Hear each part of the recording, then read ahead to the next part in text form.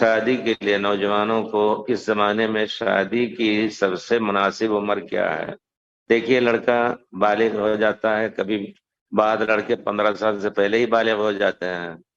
بالغ ہونے کی علامتیں ہیں: زیر ناف کا بال اگ جائے یا احترام ہو جائے۔ لڑکی کا مسئلہ ہے کہ اس کو حیض آ جائے۔ 9 سال میں حضرت عائشہ کی شادی ہوئی۔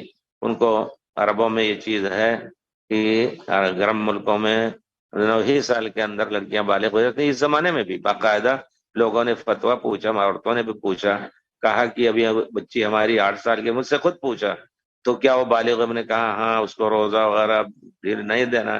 تو بہرحال سب سے مناسب عمر ہے جب بالغ ہو جائے تو اس کی شادی کر دی جائے، اور شادی کو آسان کر دیا جائے، زیادہ ہنگامہ یا زیادہ خرچ اور زیادہ جہیز مہیز۔ واقعی اس وقت ہم نے اپنے کو ضائع کر لیا ہے۔ سادے زندگی ہو، سادی شادی ہو، پیارے رسول سے بڑھ کر کے کوئی افضل نہیں، صحابہ سے بڑھ کر کے، لیکن ایسی شادی ہوتی تھی کہ حضرت عائشہ کو پیارے رسول نے جو دیا اپنی طرف سے جہیز، وہ چمڑے کا ایک بستر اور تکیہ جس میں اس کا انہیں دونوں میں بھرا ہوا تھا، کھجور کے کھوجے اور کھجور کے جو درختوں کے چاروں طرف لپٹے ہوئے ہوتے ہیں، وہ بھرا ہوا تھا۔ تو اس طرح کر کے آج کل جو لاکھوں کروڑوں، بلکہ لڑکی والا بیچارہ جو ہے وہی مظلوم ہے۔ بہرحال تو عمر مناسب عمر میں شادی ہو جانی چاہیے۔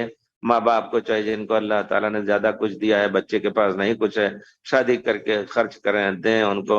یہی طریقہ پرانے زمانے میں بھی رہا ہے، اور اسی سے امت کی اصلاح ہو سکتی ہے۔ وَإِذْ تَأَذَّنَ رَبُّكُمْ لَئِن شَكَرْتُمْ لَأَزِيدَنَّكُمْ وَلَئِن كَفَرْتُمْ إِنَّ عَذَابِي لَشَدِيدٌ۔